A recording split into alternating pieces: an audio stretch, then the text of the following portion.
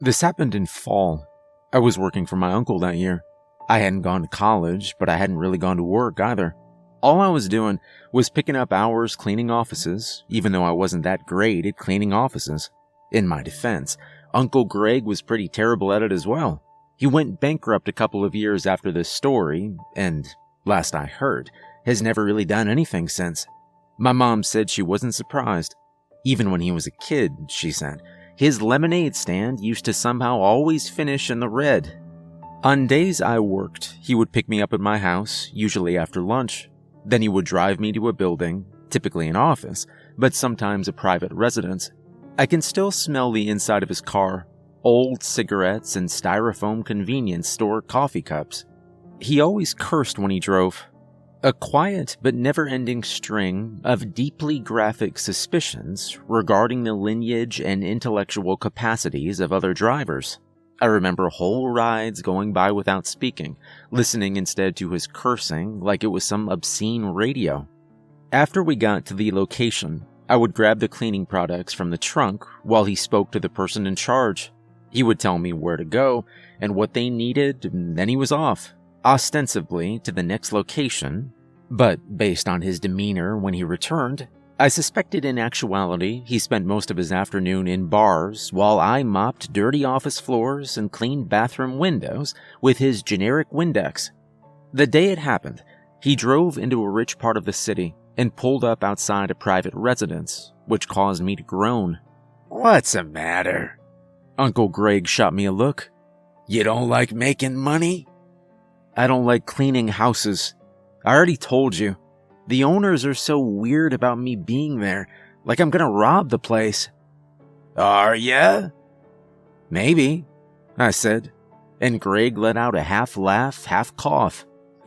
"Screw you. Get in there and clean. You got nothing to worry about.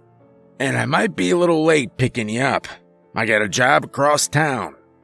I nodded and got out of the car, grabbed the supplies, and then walked around to the open driver's side window. "So, when will you be back?" "Soon as I can, hopefully 6. He peered at the time on his dashboard. "I talked to the girl in the house. She knows I'll be there. Once you're finished, just hang out." "Hang out? What do you mean?" But Greg was waving me off and rolling up his window, driving away and leaving me standing alone on a quiet city street, the shadow of an old row house falling over me. I rang the doorbell, and I heard it echo. After what felt like forever, but was probably only minutes, I heard the distant sound of footsteps behind the door, and then the whirring clicking of the opening of the door itself. "Can I help you?" She was older than I was, late 30s, early 40s, and she was rich. Expensive black clothes and silver jewelry, but it was more than that. Rich people look different when you get close to them. Their skin glows. Their eyes are bright. Even old rich people seem healthier, like they're another, more advanced species. But she wasn't that old, or at least she didn't look it. Yeah, I'm from the cleaning company." Like I said earlier, my uncle typically did the talking. I always felt uneasy speaking directly with the customers. In this case, even more so. "I forgot that was today. Where is my mind?" She peered at me from behind her oversized black-framed glasses. "Let me invite you in." The house was all white inside, bright vanilla walls and gleaming pale floors. The living room was long and narrow. The glittering kitchen at one end, and floor-to-ceiling windows at the other. They were open, and the slender white wisps of curtains fluttered in the breeze. I felt idiotic in there, like my walking in, my uncle's cheap vacuum strapped on my back, was some sort of stupid joke I didn't quite get. We cleaned telemarketing offices and suburban ranch homes. This wasn't that. This was way over my head. Trying to figure where to start, I noticed her staring at me. She studied me, and I had a strange sensation, almost like a combination of a sudden headache and the way you feel standing at the top of something very tall. There was pressure, and my legs went weak. But just as suddenly as it appeared, it was gone. She looked at me and told me I could start wherever I liked. I should do the first floor first. She settled down at a long and low white leather couch with a laptop as I began dusting. Whatever the odd feeling had been, it was gone now, and I tried to forget the strange groping sensation that had wormed its way through my limbs and into my spine. I was only there to clean, I told myself, so get that done and get out. I turned my attention to the row of knickknacks on the shelf. Greg told me this job was a basic clean, level 1 of the 3 services he offered. A basic clean got the customer dusting and vacuuming of up to 4 rooms and 2 bathrooms cleaned. No mopping. The good thing was that this meant this house would be done quickly. Unfortunately, that was the bad news too. I didn't expect Greg to be back anytime soon, and the last thing I wanted was to sit awkwardly in this woman's house while waiting for him. So I decided to take as long of a time as possible. Usually when I dust, I barely even notice things, but since I was moving at such a glacial pace, I couldn't help but focus. And I couldn't help noticing the things that were on the accent wall were really weird. There was a little snow globe, the kind you shake in fake snowfalls, but instead of a village scene, there was a graveyard. Next to that was a lock of white hair, a black and white photo of what was obviously a wake, showing an open casket in a living room. But all the people standing around were wearing masks without any expressions painted on them. A single white glove, a candle holder that was made of some unfamiliar smooth white material, polished silver circles that may have been earrings or maybe rings, but for some reason I felt like they were neither. An alabaster button with a black shape on it, a symbol like an asterisk or an exploded dark star, and then, bizarrely, what appeared to be a children's toy, a shiny little black matchbox truck. After dusting, I vacuumed. Most of the time I do that, the client leaves the room. She didn't. She just stayed firmly planted on the couch, her legs crossed, the flickering of a video from the computer reflecting on the lenses of her glasses. I moved around the room, sneaking glances at her when I could. I was struck by the way she seemed frozen, like she was a statue or a painting of a person. Eventually, I had to go behind the couch to clean. She still didn't move. I kept moving, getting closer to her, convinced at some point she was going to stand, but she didn't. The whine of the vacuum seemed especially high-pitched and painful until I was finally behind her. I looked at what she was watching on the computer screen. I recognized the familiar YouTube page, but not the video. A man stood on an empty stage, wearing a tight dark black suit, far too small for him. The video frame cut his head off, so only his body was visible. Walking up from the audience to the stage were rows of people, dressed in bright white suits and expressionless white masks, just like I saw in the photo of the wake. I watched them walk toward the man in the suit, and I felt a deep overriding panic come over me. Whatever was happening, I knew, shouldn't be seen. Not by me. Not by anyone. I just managed to catch the name of the channel, and then the laptop was slammed shut. The woman turned around to stare at me. She seemed to look suddenly different, much older than before. She stood up and left the room. As I finished vacuuming, I tried to think of anyone I knew who could come pick me up. I couldn't think of anybody.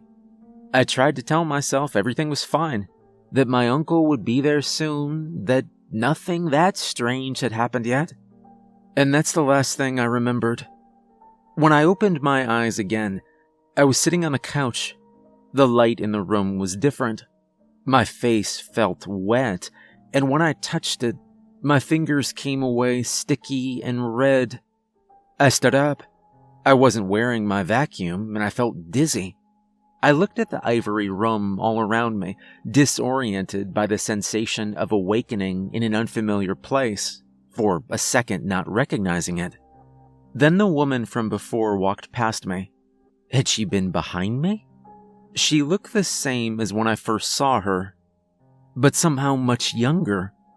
She walked into the kitchen, and she pulled a gun from a drawer.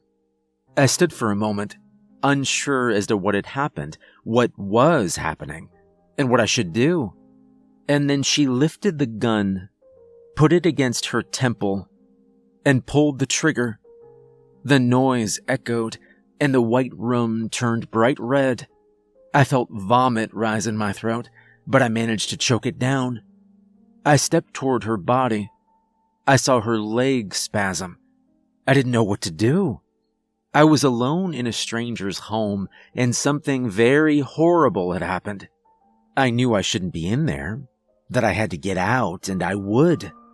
I rushed to the door and opened it. Uncle Greg pulled up moments later. He popped the trunk open, and I dumped the cleaning gear into it. I got in, and he looked over at me, his eyes bleary from drinking. What the hell happened to you? I pulled down the sun visor, and I stared at myself in the mirror. Blood from my nose clotted all down my face. I pushed it back up. I don't know, I told him. The car seat felt cold and real, in a world that suddenly didn't. Greg told me that he'd found the ad for cleaners on Craigslist, and that they requested one person, under 25, male. They PayPal'd him the money before I even went. He hadn't thought there was anything weird. He was sorry, he said, if things had been weird. The YouTube channel wasn't there when I looked for it. I wasn't surprised, but I was disappointed. I kept Googling for videos that sounded like the one she was watching, but I didn't find anything. A days later, I saw the article, a death of a prominent local woman. There was a photo of her, an old woman in big glasses. It was the same woman I'd met. I'm not writing her name, because if I did, you would recognize it. She was a career politician. Not famous, but well known. She sat on boards, worked for think tanks. Her husband, also deceased, had been a prominent figure at the State Department. The obituary stated she died at home from complications from a fall. The funeral was listed as open to the public. It was raining at the graveyard. Not a hard rain, just a slow and cold November drizzle. The others there were all in long black coats and big umbrellas. Most of them were older, white, and they all looked rich. I recognized a congressman and other faces I just couldn't place. I was wearing a black suit, my only suit. My dad had bought it for me in high school, saying the only suit you need is black because it covers every possible event, job interview, wedding, or funeral. He was right. I fit right in with the other mourners, or at least I thought I did. The ceremony was short. Someone made a speech. The rain tapered off. When it was over, everyone walked away, across the wet and drying grass back to the parking lot. Halfway there, I felt a light touch on my arm. Excuse me. I turned around. A man with short brown hair and deep dark eyes stood behind me. He was in black, with a white shirt and black tie. I'd noticed him earlier. How did you know her? My breath caught in my throat. This was exactly what I'd been worried about. They find me. They know I shouldn't be here. But then what do they do to me? She helped my dad out years ago. He always told me that I wouldn't be around if she hadn't pulled my strings. I didn't know her, but when I saw she died, I shrugged. I figured I owed it to my dad to come out, pay my respects, you know. I hope I didn't offend anyone. I couldn't tell if he thought I was funny or if he was upset. Finally, his lips turned slightly upward, indicating it was the former versus the latter. You didn't offend anyone. She did a lot for everyone. She would have been honored. She meant a lot to him, I said. I felt terrible lying like that, but I'd come up with a story just in case I was confronted. Hopefully, I would get out of this conversation soon. You don't have to lie, you know. What? We all know why you're here, who you are. They didn't think it was important enough to talk to you, but I did. I couldn't say anything. It was hard to breathe. People like you don't normally do something like this. I'm impressed. People like me? I couldn't believe I was trying to speak. Witnesses. They don't like what they saw. They never want to see it again. Did you want to see it again? I shook my head. I just wanted to know what happened. I saw a man walking away, turn back to look at the two of us. I saw the way his eyes were in his face. Too big and too white, like car headlights or twin full moons. Oh no, that's not for you. You'll never know that. And that's a good thing. Trust me. He stepped closer to me. He smelled like pine trees, cold and permanent. Have you watched the YouTube channel? I went to the URL, but it was gone. That's a pity. It moves around. He pulled out his pearl-colored pocket square. I saw a tiny black star embroidered into it. He dabbed my face and showed it to me. Maybe you'll find it one day. The white cloth was stained with blood. He tucked the fabric back into his jacket. His face seemed to flicker at the edges, the way an online video does sometimes. A twitchy reminder that the image isn't always what you think it is. Nosebleed. That's a shame. Do you get those a lot? He didn't wait for me to answer. I shouldn't ever see you again. Do you understand?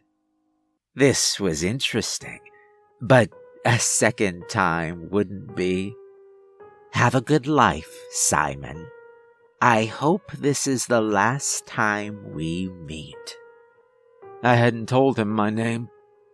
He walked away, threatening to vanish in the gray, wet fog of the day, but I managed to speak before he did. Who are you? She was my daughter.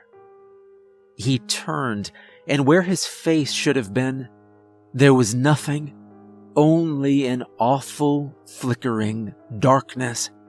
The strange emptiness seemed infinite, impossible.